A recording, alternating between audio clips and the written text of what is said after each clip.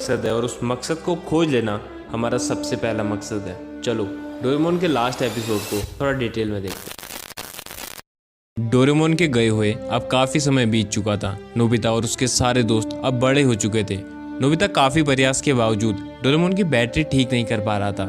एक दिन अपनी लैब में बैठे बैठे नोबिता को यह ख्याल आया कि डोरेमोन 22वीं शताब्दी का एक एडवांस रोबोट होने के बावजूद बिना बैटरी लो का अलर्ट दिए कैसे ऑफ हो सकता है। वो अचानक कैसे बंद पड़ गया। जब मैं रूम से बाहर निकला था तब तो वो बिल्कुल ठीक था।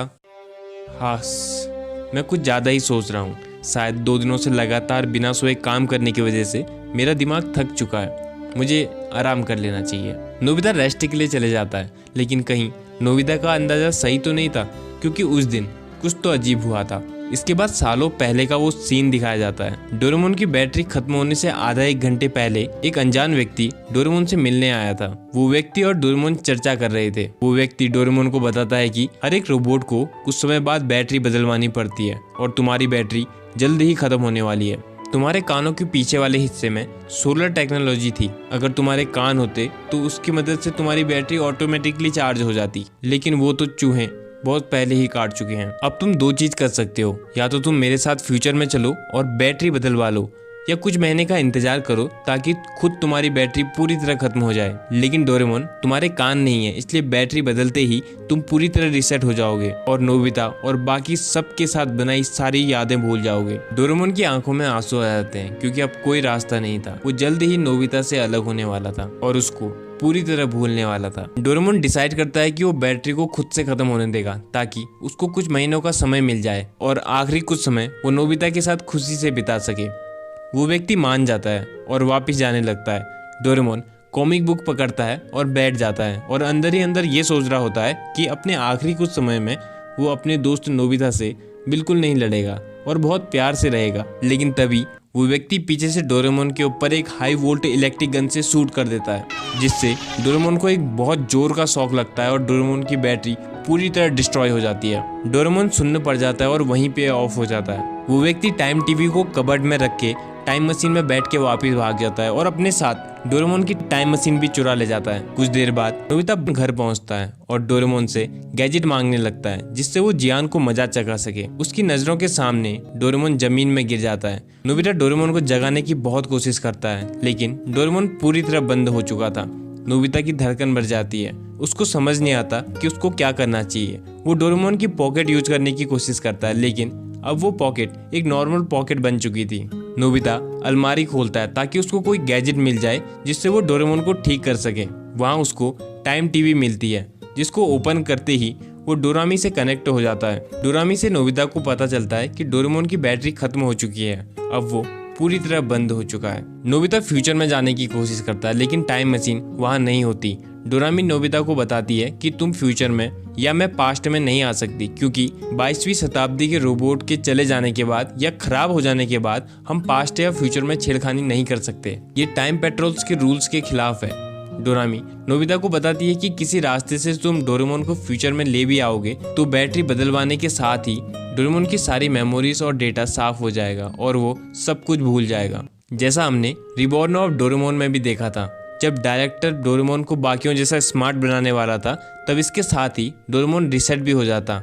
लेकिन डोरेमोन और नोबिता की दोस्ती को देख के डायरेक्टर ने ऐसा नहीं किया था। डोरेमोन की रिसेट वाली बात सुन के नोबिता अपने घुटनों में गिर जाता है और रोने लगता है, क्योंकि वो नहीं चाहता था कि डोरेमोन उसको भूल जाए। डोरामी नोबिता को बताती है कि अब हम सिर्फ 2 चीजें कर सकते हैं। एक तो अगर टाइम पेट्रोल परमिशन दे तो हम डोरेमोन को वापस फ्यूचर में ले जाकर उसकी बैटरी चेंज करवा सकते हैं, लेकिन इससे डोरेमोन रिसेट हो जाएगा। या फिर हम फ्यूचर में आने वाली टेक्नोलॉजी का इंतजार करें, जिससे डोरेमोन बिना रिसेट हुए ठीक हो जाए और हमें हमारा पुराना डोरेमोन वापस मिल जाए। इसके बाद डोरामी डिस्कनेक्ट हो जाती है। समय बीतता है और रात हो जाती है। नोबिता डिनर के लिए नहीं जाता और अपने रूम के किनारे में बैठ के रो रहा होता है। डोरेमोन सामने पड़ा हुआ था। नोबिता डोरेमोन को बहुत ज़्यादा मिस कर रहा था।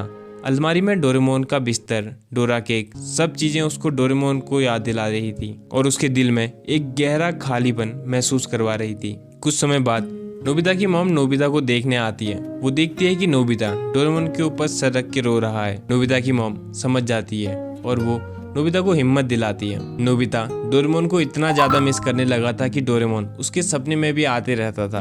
नोबिता सुबह उठ के बस ये सोचता था कि काश डोरेमोन का चले जाना सिर्फ एक सपना होता, लेकिन ऐसा नहीं था।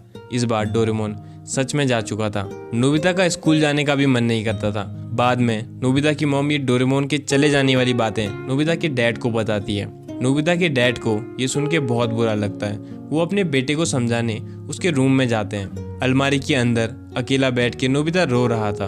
वो नोबिता को समझाते हैं कि उसे हार नहीं माननी चाहिए।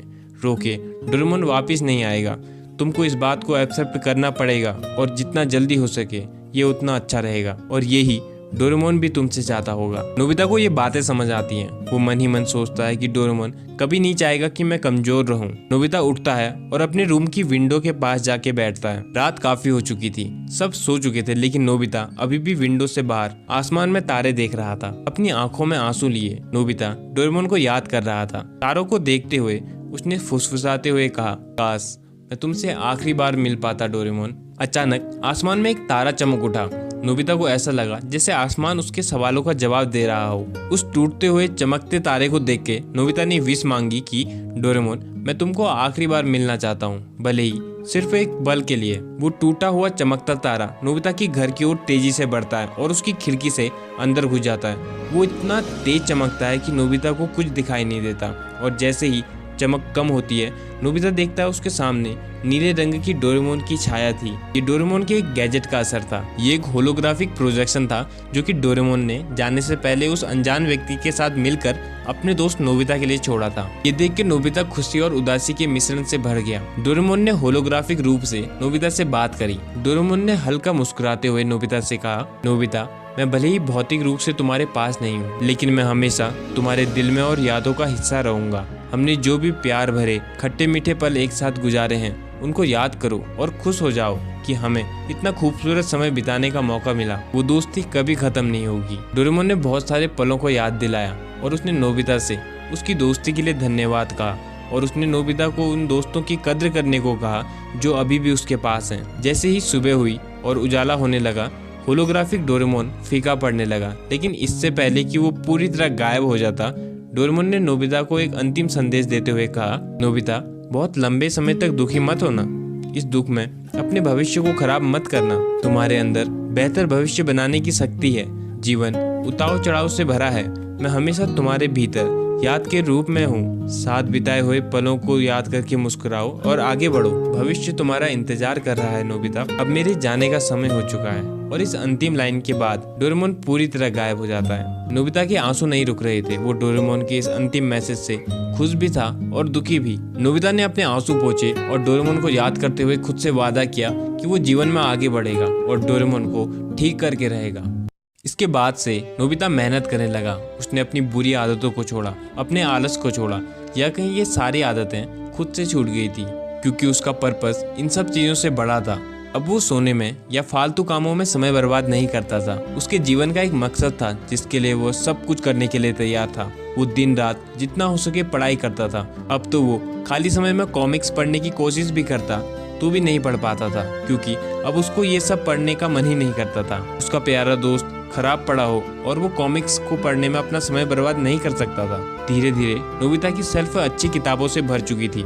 शिजुका और बाकी सब नोबिता को देख के चौंक गए थे, क्योंकि अब वो काफी समझदार होने लगा था। धीरे धीरे उसके मार्क्स अच्छे आने लग गए थे। नोबिता खुश रहता था, सबसे अच्छे से बात करता था, प्यार से रहता था, लेकिन फालतू और बेकार की चीजों में समय बर्बाद नहीं करता था। नोबिता ने अपने आगे की पढ़ाई के लिए रोबोटिक इंजीनियरिंग की ब्रांच को सिलेक्ट किया। जब वो यूनिवर्सिटी में पहुंचा तो उसने वहां टॉप कर दिया था। उसने सबसे होशियार बच्चे डेकिसुगी को भी पिछाड़ दिया था। इसके बावजूद उसको ज्यादा मार्क्स लाने का कोई भी घमंड नहीं था, ना ही उसको डेकिसुगी से मतलब था।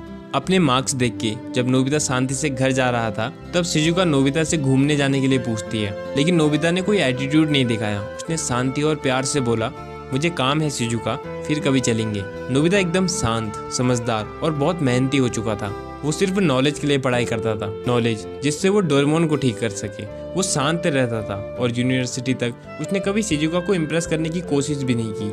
उसका तो बस एक मकसद था, अपने दोस्त डोरेमोन को वापस से ठीक कर देना। काफी साल बीत चुके थे। नोबिता की पढ़ाई भी पूरी हो चुकी थी। अब तक नोबिता को रोबोटिक्स का ठीक ठाक नॉलेज हो गया था। अब वो डोरेमोन को ओपन करके उसके ऊपर काम करना शुरू कर देता है। नोबिता ने डोरेमोन को अपने रूम की ऊपर वाली छत में छुपाया था ताकि कोई छेड़खानी ना करे। लेकिन नोबिता के लिए भी डोरेमोन के मैकेनिज्म को समझना बहुत मुश्किल हो रहा था, क्योंकि उसके सामने कोई नॉर्मल रोबोट नहीं था, बल्कि 22वीं शताब्दी का एक एडवांस रोबोट था। नोबिता अपनी मेहनत के कारण काफी हद तक डोरेमोन के मैकेनिज्म को समझ चुका था, लेकिन अभी भी बहुत सी ऐसी चीजें थी जो उसकी समझ से बाहर थी। नोबिता को समझ नहीं आ रहा था कि वो डोरेमोन को कैसे ठीक करे। वो हार नहीं मान सकता था, क्योंकि अब वो हार मानने वालों में से नहीं था। एक दिन जब नोबिता बाहर से घर वापस आता है तो वो देखता है कि एक लेटर उसके घर के मेल बॉक्स में पड़ा है। नोबिता उस लेटर को देखता है। उसमें नोबिता का नाम लिखा था और वो खास नोबिता के लिए भेजा गया था। वो एक लिफाफा था जिसमें काफी धूल थी। ऐसा लग रहा था जैसे वो काफी सालों पुराना हो, लेकिन उस लिफाफे को भेजने वाला अज्ञात था। उसका कोई अता पता नहीं था। उस लिफाफे के किनारे पे सिग्नेचर के रूप में सिर्फ एक शब्द लिखा था, डी। नोबिता को लगता है होलोग्राम की तरह ही ये भी डोरेमोन ने उसके लिए भेजा होगा। नोबिता जल्दबाजी में लिफाफा खोलता है और लिफाफे को देख के पूरी तरह चौंक जाता है, और इसके साथ ही ये पार्ट खत्म हो जाता है। मैं चाहता था कि ये एपिसोड एक वीडियो में ही खत्म हो जाए, लेकिन वीडियो बहुत ज़्यादा लंबी हो जाती, इसलिए सेकंड पार्ट बनाना पड़ेगा। एनीवे, इस पार्ट में कुछ चीज़ें अधूरी हैं, जैसे डी सिग्नेचर के साथ नोबिता को किसने लेटर भेजा था। डी से डोरेमोन या डी से डेकिसुगी, या कोई अनजान व्यक्ति जिसने डोरेमोन को शूट किया था, और वो व्यक्ति कौन था जिसने डोरेमोन को शूट किया था। ये सारी चीज़ें जब मैं सेकंड पार्ट पढ़ूंगा तब पता चलेंगी, एंड मैं जल्द ही उसको बना के अपलोड भी कर दूंगा। बट मेक श्योर कि आप लाइक करके या कमेंट करके ज़रूर बताना कि आप सेकंड पार्ट में इंटरेस्टेड हो या नहीं, और कमेंट्स में ये ज़रूर गेस करना कि वो अनजान व्यक्ति कौन हो सकता है और डी सिग्नेचर के साथ किसने लेटर भेजा होगा। जिसका भी कमेंट स्टोरी से मैच करेगा, हम Q&A वाली वीडियो में उस चैनल को स्पेशली विजिट करेंगे और कुछ स्पेशल करेंगे। एनीवे, नोबिता की स्टोरी हमें पर्पस को लेकर काफ़ी